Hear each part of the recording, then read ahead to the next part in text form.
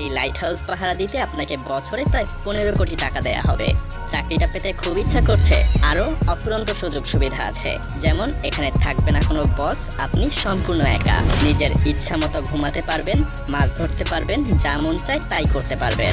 আপনার কাজ থাকবে শুধুমাত্র দেখা যে এই লাইট হাউসের বাতিটা ঠিকঠাকভাবে জ্বলছে কিনা, কখনো বন্ধ হয়ে গেলে আবার অন করে দিবেন।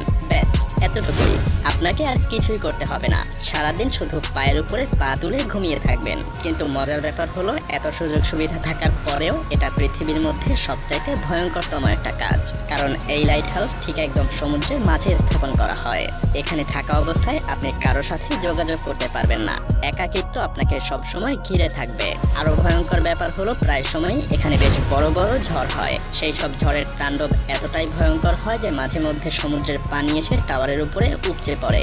এমনকি এই কাজে মৃত্যু পর্যন্ত হতে পারে। আরো কি কি মহাবিপদ এখানে ওত পেতে থাকে তা একটু পরেই জানতে পারবেন। এখন হয়তো এসব দেখে আপনার মাথায় প্রশ্ন আসতে পারে যে এই লাইট হাউস সমুদ্রের মাঝেই কেন তৈরি করা হয়েছে, এর কাজই বা কি, আর কেনই বা এই লাইট হাউসের উপরে সবসময় নজর রাখতে হয়, কেন এর লাইট কখনো বন্ধ করা যায় না।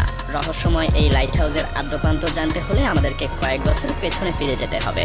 তখন যাতায়াতের জন্য না ছিল কোনো গাড়ি, আর না ছিল অন্য কোনো যানবাহন বা আকাশপথ। তাই বিশাল লম্বা পথ পাড়ি দেওয়ার জন্য একমাত্র উপায় ছিল পানিপথ। সেই সময় ক্যাম্পেট মারিয়াস নামের একজন অসাধারণ নাবিক ছিলেন। তিনি অনেক প্রতিকূল অবস্থাতেও সমুদ্র পাড়ি দিতে পারার জন্য বেশ বিখ্যাত ছিলেন। তো একবার তিনি সমুদ্রের মাঝেই ঘুটঘুটে অন্ধকার একটা জায়গা পাড়ি দিচ্ছিলেন। ঠিক তখনই সমুদ্রের নিচে থাকা কিছু পাথরের সাথে জাহাজের ধাক্কা লাগে। সেই সময় জাহাজগুলো তৈরি করা হতো কাঠ দিয়ে, যার কারণে জাহাজের নিচে খুব সহজেই ফাটল ধরে যায়, আর পানি ঢুকে বেশ ক্ষয়ক্ষতিরও শিকার হয় জাহাজটা। এই দুর্ঘটনার পর ক্যাপ্টেন মার্শিয়াস এর সমাধান খুঁজতে থাকেন। তিনি এমন কিছু তৈরি করতে চাচ্ছিলেন যে এই ধরনের সমস্যা থেকে বাঁচানোর জন্য আগে থেকেই জাহাজের নাবিকদেরকে সাবধান করতে পারবে। কিন্তু এখানে মহা দুশ্চিন্তার কারণ হয়ে দাঁড়ায় প্রশান্ত মহাসাগরের বিশালতা। কারণ প্রশান্ত মহাসাগর এতটাই বড় আর বিশাল যে যদি 7টা মহাদেশের সমস্ত ভূমি একত্র করা হয় তবুও প্রশান্ত মহাসাগরের আয়তনই বেশি থাকবে।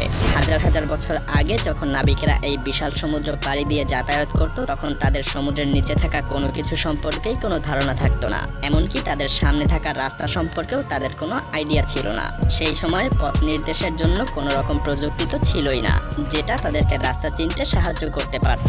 মূলত সেই সময় নাবিকদের সমুদ্র পাড়ি দেওয়ার জন্য সূর্যের দিকে কিংবা চাঁদ তারার উপরেই নির্ভর করে চলতে হতো।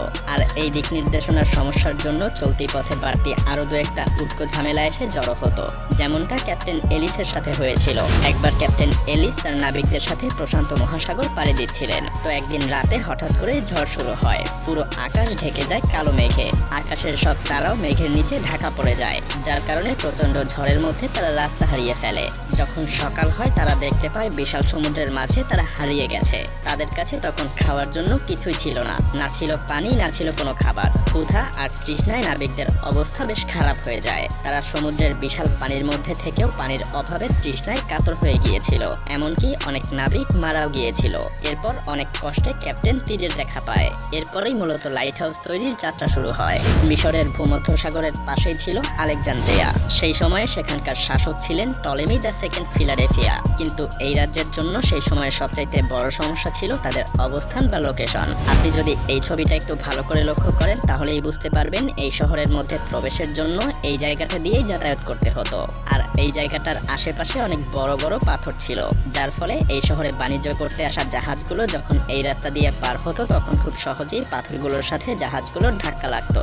আর এর ফলে কখনো কখনো এসব জাহাজগুলো ডুবে যেত কিংবা বড় ধরনের কোনো ক্ষয়ক্ষতির সম্মুখীন হতো। তাই দিন দিন এই রাজ্যে বাণিজ্যিক জাহাজ কমে যাওয়ার কারণে অর্থনৈতিক দিক দিয়ে বেশ পিছিয়ে পড়তে থাকে।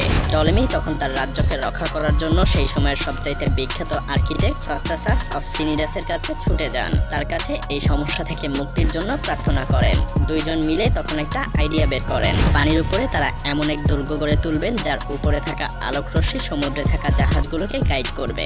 সেই সাথে এটা পানির নিচে থাকা পাথরের ব্যাপারেও আগে থেকেই সাবধান করতে থাকবে। সেই পরিকল্পনা অনুযায়ী সস্ট্রাসাস কাজ শুরু করে দেয়। কিন্তু তখনও তিনি ভাবতে পারেননি যে তিনি যা করতে চলেছেন সেটা একসময় পুরো পৃথিবীতে অন্যতম একটা সৃষ্টি হয়ে উঠবে, যা পুরো পৃথিবীতে আলেকজান্দ্রিয়ার বাতিঘর নামে পরিচিত হয়ে উঠবে। আলেকজান্দ্রিয়ার সেই বাতিঘরের উচ্চতা ছিল 384 ফুট। এটা পুরোটাই বানানো হয়েছে হয়েছিল সাদা মার্বেল পাথর দিয়ে। এই লাইট হাউসের মাথার উপরে সেই সময় প্রতিনিয়ত আগুন জ্বলতে থাকতো, যার জন্য সব সময় এখানে তেল আর কাঠের যোগান দিতে হতো। এমনকি এই বাতিঘরকে পরবর্তীতে পৃথিবীর সপ্তম আশ্চর্যের একটা হিসেবেও স্বীকৃতি দেয়া হয়। শুধুমাত্র এই উচ্চতার জন্যই এটা বিখ্যাত ছিল না, সেই সাথে ছিল এর অসাধারণ ডিজাইন। মূলত সস্টাসাস সেই সময় আলোর রশ্মি বা তীব্রতা ছড়িয়ে দেওয়ার জন্য আয়না আর লেন্স দিয়ে একটা ডিজাইন তৈরি করে, যাতে করে এই বাতিঘরের আলো অনেক দূরে থাকা জাহাজের নাবিকদের পথ দেখাতে পারে। তো সেই সময়টাতে যখন এই বাতিঘর বা লাইট হাউসের নির্মাণের খবর ছড়িয়ে পড়ে, তখন নাবিকেরা যেন স্বস্তির নিঃশ্বাস ফেলে, কারণ এখন আর আলেকজান্দ্রিয়ায় আসার পথে তাদের আর পথ ভুল হবে না, পাথরের আঘাতে জাহাজও ভেঙে যাবে না। এভাবেই বাতিঘরের আইডিয়াটা পুরো পৃথিবী জুড়ে ছড়িয়ে পড়তে থাকে। যদিও প্রথমে এই বাতিঘরের ব্যবহার সমুদ্রের মাঝে শুধুমাত্র জাহাজ সাবধানে চলাচলের জন্যই তৈরি করা হতো, কিন্তু সময়ের সাথে সাথে বাণিজ্যিক জাহাজের সংখ্যা যখন বাড়তে থাকলো, তখন সমুদ্রের যেসব জায়গায় পাথরের উচ্চতা সমুদ্রের পানির উচ্চতার কাছাকাছি কিংবা যেখানে অনেক বেশি পাথর থাকে যেগুলোর সাথে খুব সহজেই জাহাজের ধাক্কা লাগতে পারে, সেসব জায়গাগুলোতেও তখন বাতিঘর বা লাইট হাউস তৈরি হওয়া শুরু হয়।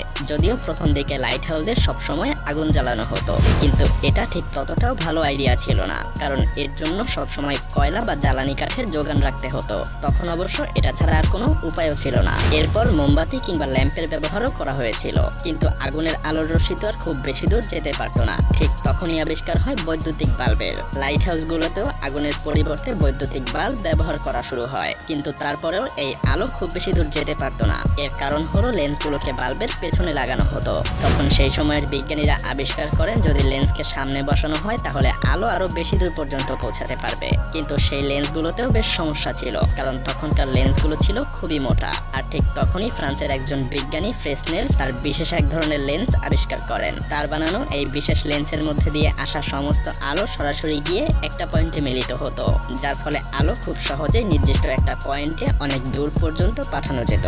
বর্তমান সময়ে প্রায় সব লাইট হাউসে ফ্রেসনেলের সেই লেন্স ব্যবহার করা হয়।